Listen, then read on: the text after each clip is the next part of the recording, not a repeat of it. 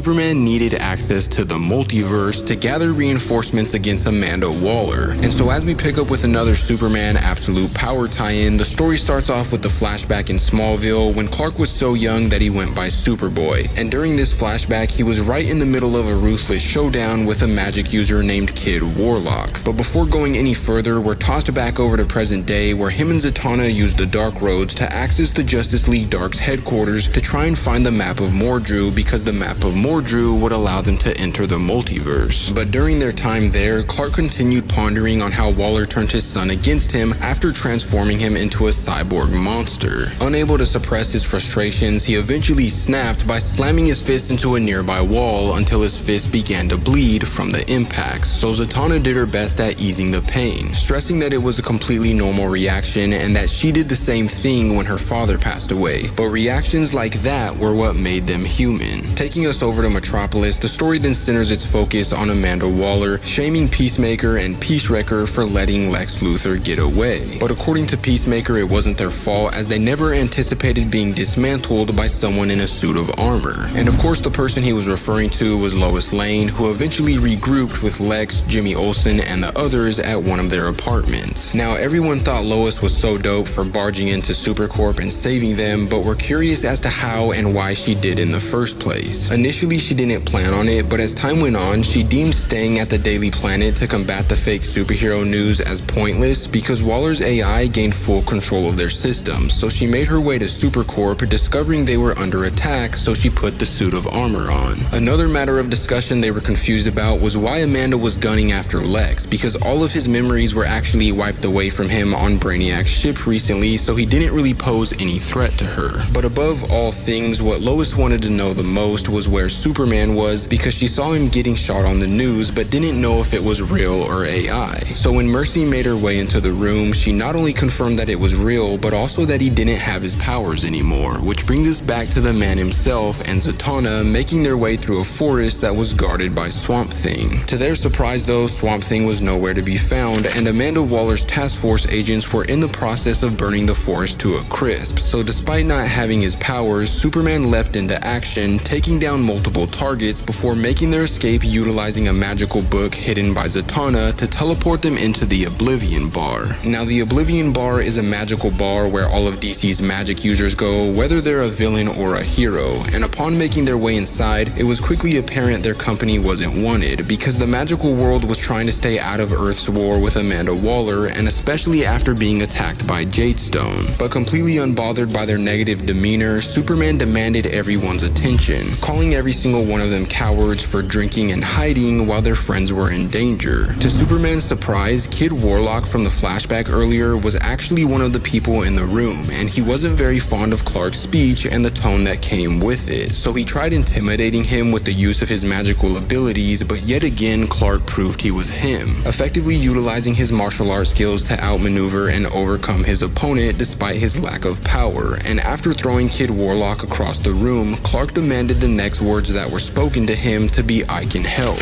To no surprise, those were the next words spoken to him, but what was surprising was that they came from the mouth of Neron, the ex-ruler of Hell and current owner of the map of Mordru, and he told them that the map could be theirs if they were able to make a deal. But sadly, that's when this issue comes to an end. But if you want to see what happens next, let me know in the comments down below.